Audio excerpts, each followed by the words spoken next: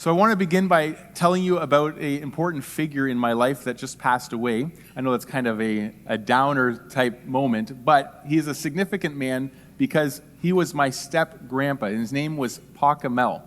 And Paka is the Dutch word for opa or grandpa. He was my step-grandpa because my oma, or my grandma, had her first husband pass away.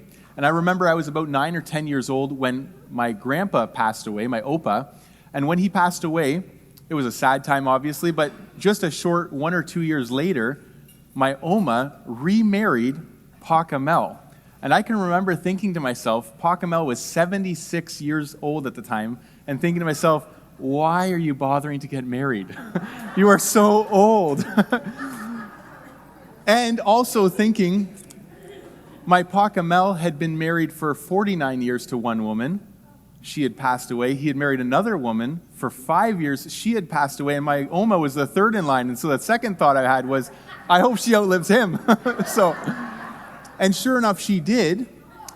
This year, January 4th, my Paka Mel passed away at 99 years old. He would have been 100 years old, February 29th. So he was not only 100 years old almost, but a leap year baby. So he was actually only 24, turning 25. But what I thought so interesting, I've thought about this so many times since, 76 years old, he got remarried, and he was married for 23 more years. That's a whole lifetime of marriage.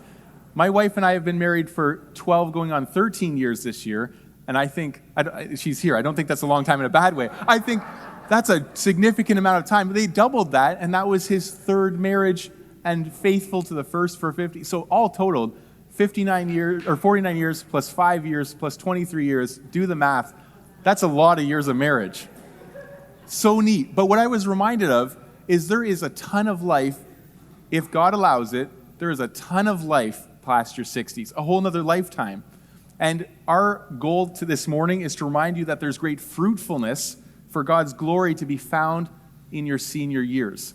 There's a ton of fruitfulness. In fact, perhaps the most fruitful years of your life will be found on the other side of 60. And God's plan is not for you to retire from fruitfulness, from ministry. He wants you to bear much fruit for His glory. And I'm convinced that as we do, the senior years actually become much more enjoyable. So I wanted to look at two passages this morning with you. You don't have to have your Bibles with them, but listen closely. One is Psalm 92, verses 12 to 15, and it says this: "The righteous flourish like the palm tree, and grow like a cedar in Lebanon. They are planted in the house of the Lord. They flourish in the courts of our God. They still bear fruit in old age. They are ever full of sap and green, to declare that the Lord is upright. He is my rock, and there is no unrighteousness in Him." So the righteous, it says, they bear fruit in old age. My parents have an apple tree on their property, and the apple tree was originally paired with another one as a kid growing up, and it was never very fruitful. It was producing a little bit of fruit, but it wasn't enough. We always had to go to orchards to pick up more apples for our applesauce, for our canning needs. Well, one of the trees died and was cut down, but the other tree, remarkably, has grown on to be incredibly fruitful, which is crazy because you need 2 apple trees usually. So I don't know if it's some grafted tree or there's some other tree close by, but this tree is now so fruitful, my parents cannot keep up with the apples. They give away bushels and bushels and bushels of apples, and that tree, when it dies, is going to die of broken limbs from so much fruit. It's not going to die from anything else. And that is a picture of the righteous in their old age. They are a picture of radical fruitfulness. They are producing great fruit for God's glory. And that's what our hope is for today, that we would do the same. This image of Psalm 92:14, a righteous person in their old age producing fruit to God's glory, the fruit that they produce is to declare His righteousness, His steadfastness. Their fruit is speaking of His faithfulness, of who God is. And so there's another psalm that carries this idea as well, Psalm 71, verses 17 and 18, and it says this: "O God, from my youth you have taught me, and still I proclaim your wondrous deeds. So even to old age and gray hairs, O God, do not forsake me, until I proclaim your might to another generation, your power to all those to come." The psalmist cries out to God and says, "Do not forsake me even when I'm old." For what purpose? so that I could declare to the next generation, so I can declare to as many people how faithful you are, of your power, to tell them all about that. So the reason you're here on this planet is to proclaim God's faithfulness, his glory, his power. And that's the evidence of fruitfulness in your latter years. At Harvest, we call ourselves a vertical church. And that means everything we do is to be on mission to bring glory and honor to God. We are trying to make much of him. We're trying to tell people about his glory. We're trying to draw attention to that. And I know so many of you have that passion yourself. And so this is going to be a message that I hope will be received very well. I mentioned in my email to you this week, I don't know if all of you received it, hopefully you did, at the beginning of the week, an email that we're laying out the foundations of a vertical seniors ministry. So not a horizontal one that just has brunches and great fellowship or good times together or go bowling or go golfing or do things that the world's seniors do. We want to bear fruit for God's kingdom. And so we want to see, as our seniors continue to grow, that they're incredibly fruitful in their 60s and beyond.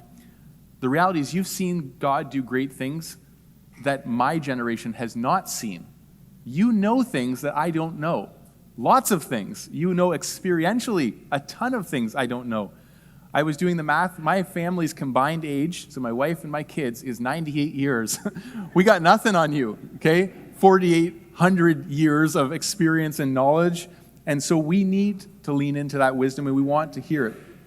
God doesn't want history to be just books on a bookshelf that very few people read. He wants history to be incarnate. He wants it to be people sharing testimonies of what God has done in their life. And so God's vision for this ministry, I believe, is that we would take that 4,800 years plus, it's actually closer to 6,000, I think, but 6,000 plus years of effort or of evidence of God's faithfulness and pour that like gasoline on the fire of the passion of this church. Our church is doing very well. There's a lot of passion, there's a lot of energy, a lot of zeal for the Lord and for his glory.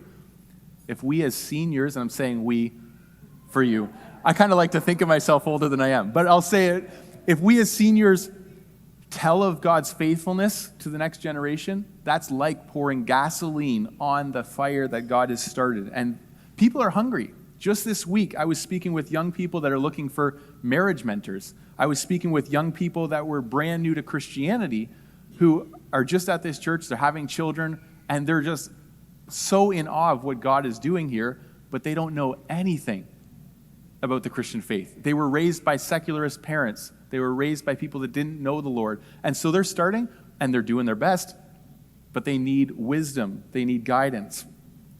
And there's many people that are discouraged, and they need the testimony that God is faithful in dark times. And many of you have seen far darker times than my generation has, yet my generation is anxious, depressed, does not yet know what God can do. So I think we have a gold mine right here, to be honest, a gold mine that is very valuable, and I want to just encourage you as a younger person, we want to hear from you. We want what God has given you. But what stands in the way? So I believe there's 4 things that often will stand in the way, and I want to just draw attention to these. Maybe you've thought about them, but I think they might be helpful to call out. So the first thing is to see old age as a curse rather than a blessing. Okay? Now, I get to say this, and I'm the young guy, and you'll be like, yeah, but you don't know. I realize that. But what I'm trying to do right now is I'm going to use some verses from God's Word, and he's a lot older and wiser than all of us. Okay? So he's got something to say about old age. And interestingly, you look through the Scriptures, old age is not pictured in Scriptures as primarily a curse. There's the curse that comes along with sin, that we have physical decay, but old age is actually a gift. It's actually a glory. So Proverbs 16:31 tells us this: gray hair is a crown of glory. It is gained in a righteous life. In other words, it reminds us that your gray hair, and I know some of you try to hide it, but your gray hair is actually an evidence of blessing because you have made it to a stage of life that many people do not get to see. It's gained by righteous living. When you live well according to God's design, you are generally given more years to live. And Scripture paints old age as a gift for God's glory. Yet imagine us taking what God has intended for us to have as a gift for glory and despising it and saying, I wish I were younger. I wish these things. And I can understand that from our body standpoint, but never should we look at the gift that he's intended for our glory, for his glory rather, and despise it? Everywhere we look in Western culture, though, they despise old age, okay? So I understand it. It's tendency around us. Look at the way our culture idolizes youth. It puts youth on the posters, not old people, right? It puts youth as the stars of the movies. And then the stars of the movies try to look young forever, and you see all these pictures. Look what they look like now, right? And the only thing it's valuable for is the contrast of how they used to look to how they look now. But our culture refuses to acknowledge the wisdom of the elderly. They push them aside. They take them out of society and put them in old age homes and say, we'll pay somebody else to take care of them. That's not God's design. There's times when it's necessary because families cannot take care of all the physical needs, but it's not God's design for it to be, hey, we never think about grandpa and grandma. That's not God's design. Sadly, even in our country now, they're offering medical assistance in dying to help seniors take an early exit in case they don't enjoy life, in case they don't want it. Our culture does not honor seniors. It despises old age. And while most of us catch the obvious ways that this is anti-Christian thinking, there is sometimes a subtlety that seeks in where we could despise our old age or envy our youth years. But think about it this way. What if we thought of each year of our age like an additional notch of volume to turn up the testimony of God's glory in our life? So when you're 5 years old, you got a story to tell. God is faithful, but you're 5 years old. What have you seen of life? When you're 35 years old, I can say some things about God's faithfulness. I've seen a few things. Especially as a pastor, I get to hear some stories, but mostly, a lot of it's secondhand.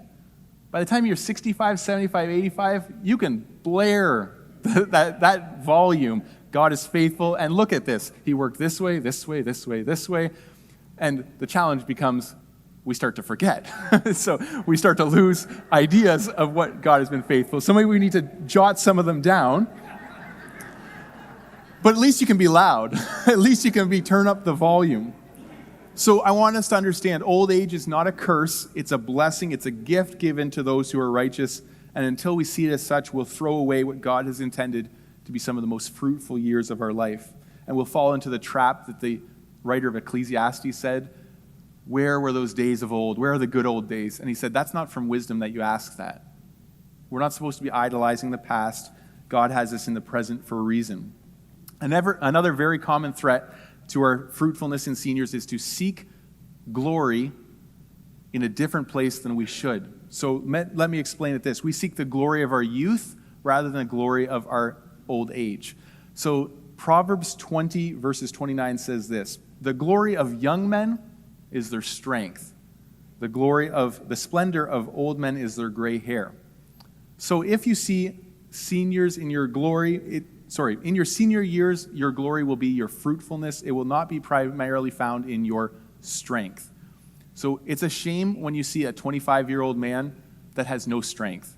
When you're going to call friends up to move, you call your 25-year-old grandson, and he can't do anything. That's a shame. That's not to their glory. The glory of young men is to be physically strong. Similarly, though, the glory of the older men is not necessarily to be strong, but to have gray hairs of experience, of wisdom, to take steps that, no. Mark is like, but I am strong, and you are strong, and you have no gray hair. Oh, well, there's an extra special blessing for that. Interestingly, it makes you look younger, I think. But at any rate, when we seek the glory of our younger years, and we try to find our primary fruitfulness in our strength as older people, then we're missing out on, actually at this stage of life, God's intended that your fruitfulness and glory comes from your wisdom, from your experience in life. The reality of life is that our physical bodies will start to slow down.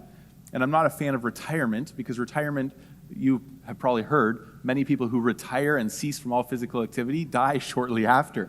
So it's not good to do that. We don't want to do that, but our bodies will forcibly make us slower. But that doesn't make us a useless piece in the kingdom of God. You are incredibly useful even when your body starts to slow down.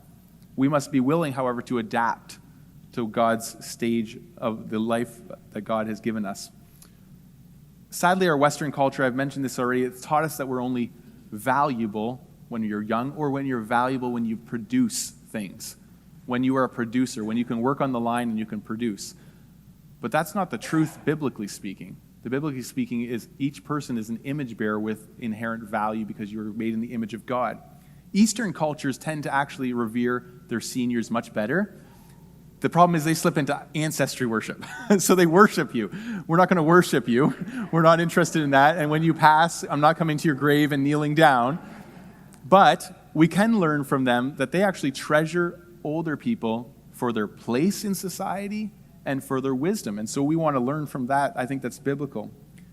But as I mentioned before, it seems that the infectious culture around us has also gotten into our young people, not just our old people. And our young people often dismiss old people. And you've maybe felt this.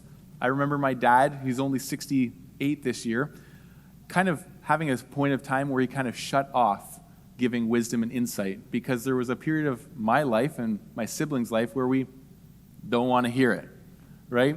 And he was patient, but now it's coming to the stage where I'm like, okay, I've smartened up, I've learned, I want to hear it. Will you please share? And there's a little bit of a hesitation, because when you give something and you're shut down, eventually you reach a point you're like, no thanks, not going there again.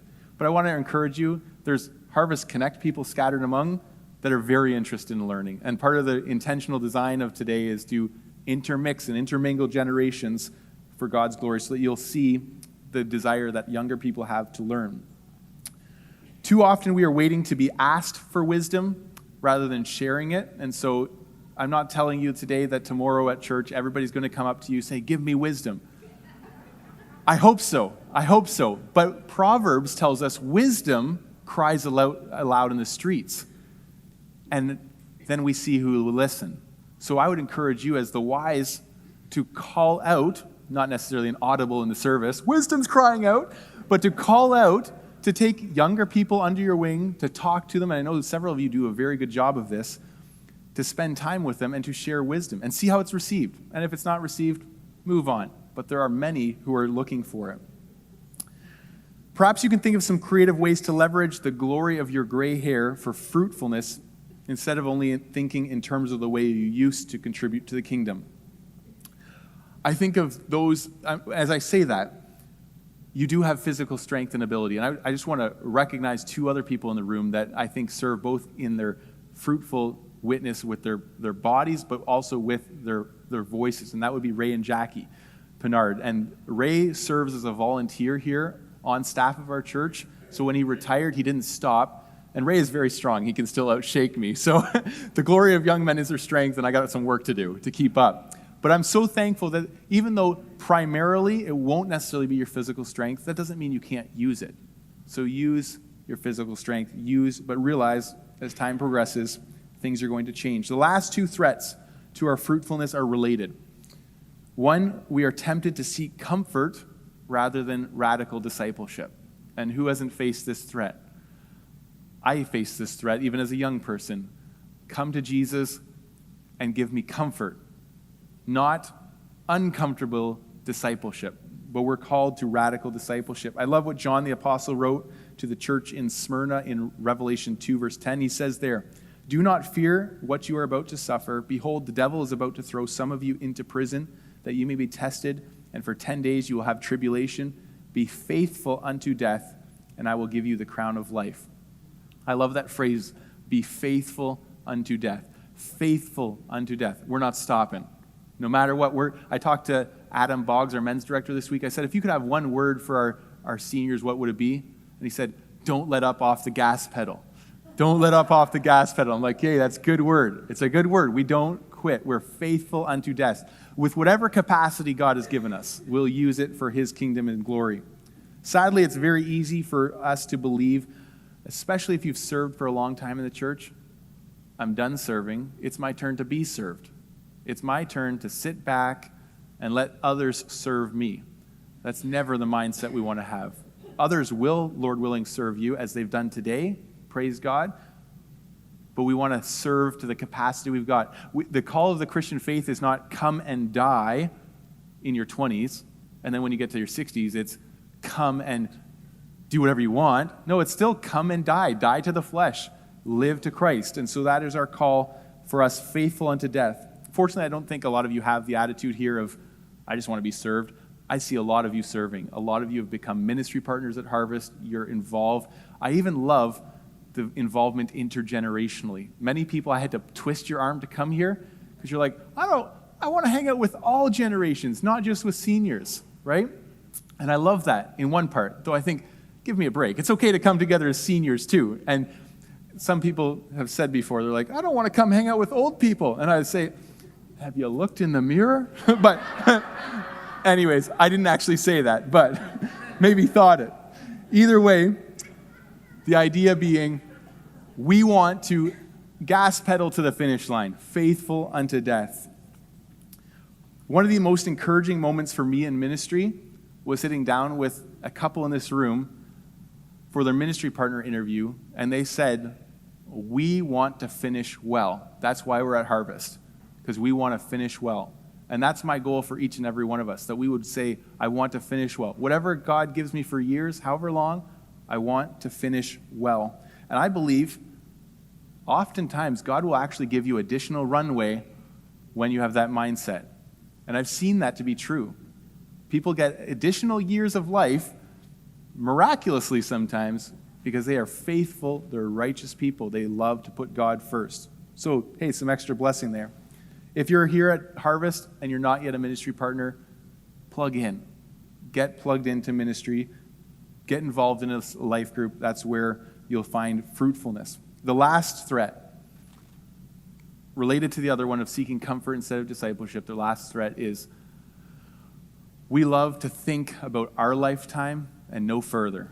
We're not thinking about the next generation. And I don't know that that's the case here, but it is a temptation for many people to think, how much cash do I have in the bank account? Is it enough to get me to retirement to the day I die? And they're not thinking about an inheritance for the children's children, right? They're thinking about my life. When they're talking about building institutions, but why would I bother? I'm going to be here for 10 more years, 5 more years, doesn't matter. Cultural reform, the culture is going to hell in a handbasket, and you know what? I'm going to do like Kenny Rogers during COVID, and I'm going to know when to fold them. He died in March of 2020, and people are like, he knew when to fold them, right? He knew when to tap out. We don't want that mindset. Isaiah records for us King Hezekiah doing exactly that kind of mindset. So he had been very ill. The Assyrians were invading Judah. God granted him health. When he prayed, Lord, I want more years, God gave him 15 additional years and protection from the Assyrians. And you know what Hezekiah did with it? The Babylonians came and heard, I heard you were sick and got better. And he's like, yes, and now let me show you all my wealth. The whole thing. Isaiah comes to him and says, what in the world did you do? The Babylonians are going to take your kids captive. And you know what Hezekiah thought? He's like, I'll read it for you. It's pretty sad. He says to him, the word that the Lord has spoken is good, for he thought there will be peace and security in my days. Ouch. His children, grandchildren would suffer, but he's like, well, it's good. It's not during my day.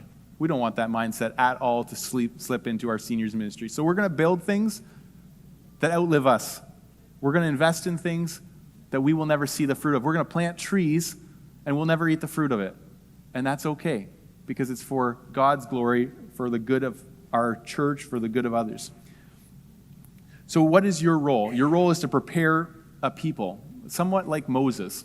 He's having to prepare the Israelites to enter the promised land, but he's not going to enter the promised land. And this is not me speaking a word that you're not going to live long. I pray and hope that you'll live long and you'll see the fruit. But there will be, at any stage, things you are participating in that outlive you. And I hope to do that right now.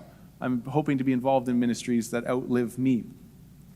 But we need to have that kind of mindset. So what does this all look like for seniors ministry? What does it look like? Well, here's what I've written on the website for us to go back to and for others to see. It says, Harvest Seniors is a ministry for men and women, 60 plus, where we can minister to one another and continue in the mission of making disciples. So we want to have a mutual ministry component, but focus on making disciples. We recognize that retiring from ministry is not God's plan and does not glorify Him. Instead, we desire to finish well, believing that some of the most fruitful years of our life are found after 60. Our contribution to the kingdom work may look different, but we know that it is no less significant. This group, Harvest Seniors, is meant to be a supplement, and I need you to hear that loud and clear. It's a supplement to our core ministries to men, to women, and life groups. So under no circumstances do we want Harvest Seniors to replace your involvement in a small group intergenerationally or involvement in the church intergenerationally. That's really bad. And so actually, when you come to these things, we're going to keep pushing you back to intergenerational ministry. We're going to keep pushing you back because otherwise you're failing to get the glory for God that he desires, which is testifying of his faithfulness, his power to the next generation. If you're not around them, you can't do it. So whether you are single or married, a new follower of Jesus, more seasoned, or not even sure yet, you are invited to participate and build an amazing network of friends. I hope you've been doing that this morning, getting to know new people who are on mission for the glory of God. Functionally, what this is going to look like is our aim is to have some type of gathering once a month for men and women. Okay, if you're single, sometimes it's kind of weird coming to events where there's a lot of couples, but our goal is not for that to be the case. And when we come to these events, I don't think we have to tell you, this crowd this. The young crowd, we have to say, no personal displays of affection. So husbands, wives, stop kissing each other, that kind of thing, right? I know, enough. We don't have to tell this group that too much, but when we come, we're going to have times when there's men and women, times for prayer where we can pray. That won't work so well this morning with the table set up, but that will be a component. Every third or fourth month, there will be something that's a little bit larger. So I know some of you are very busy. Some of you are working still and won't be able to make each month. That's fine. And we're not looking to just add another item to your calendar that you're like overwhelmed by. This is meant to bless and equip you, not to curse you, not to make one more obligation. So every third or fourth month, there'll be a larger event where you're able to come, and hopefully you'll be able to make that a priority if you can't make the monthly things. But the ideas of these meetings is to spend intentional time praying for one another. This is one of the gifts that God has given us in our senior years, is we often realize, wow, prayer was a lot more important than I thought. And prayer is pretty much all I can do some days. So that's a gift God's given us. We're going to use it. It's also going to be an opportunity to train. So to train one another to testify of God's goodness. So we're going to have testimonies as a regular part of this ministry. And if you've never given a testimony publicly, there will be an opportunity to. And this will be a great opportunity to practice sharing to a group of people. This is what God's done. This is how God's been faithful. And it'll take some time to jot down and think through. But when you do that, now you're prepared on the fly when somebody comes up to you to share and to testify. Some of you are awesome at this already. We're going to just continue to coax and encourage the rest of us to pick up. And then finally, we're going to encourage one another to finish well. I think there's a great power in bringing people together in the same stage of life and then showing and highlighting the ones that are doing it well. And so I've sought to do that a little bit this morning with some, and I want you to imitate them. Faithfulness. Imitate their fruitfulness, and I think that is a good thing. We are also going to have a group chat for prayer requests, so if you like technology, you can make use of that. I'll give you all an email with information. You can pay attention to that. I want to close with a quick account of an early church leader. Some of you may be familiar with him. His name was Polycarp. He was a bishop in Smyrna, the place that John wrote his letter to in Revelation. And interestingly, Polycarp likely knew John as well. Polycarp was arrested for his faith in Jesus Christ because he refused to pay homage to the Roman emperor. Okay, they threatened to kill him with lions, with beasts, and that didn't strike fear into him. And so then they decided to burn him at the stake. As legend goes, and I don't know how much of this is 100% true or not, because there's scanty records, but it's said that he said, "You don't have to tie me to a stake, just I will stay." At any rate, he stayed in the middle. They lit the flame. They said, "Recant, recant." And he said this. He said, "86 years have I served him, and he has done me no wrong. How can I blaspheme my King and my Savior?" And upon that, he was burned alive. And then the fire didn't consume him fast enough, so they actually pierced him with a sword. But what I love is he said, 86 years have I served him, and he has done me no wrong. How can I blaspheme him? And so he was faithful unto death. The very letter that John wrote, faithful unto death, Polycarp put into practice And now, thousands of years later, here we are, faithful unto death, walking faithfully for God's glory. Lord willing, none of us will have to be torched or pierced. But there's a lot of other things that are going to come along that are going to threaten to pull us off mission, off of God's glory, off of serving the church, and we won't have it. As long as we're living and breathing, we're going to encourage one another until death. We are faithful unto death for the glory of God alone. And so that's my prayer for fruitfulness, that we take the 4,800 years of faithfulness that God has shown us, and we just pour gasoline on the fire, testifying God's power, his faithfulness, his goodness.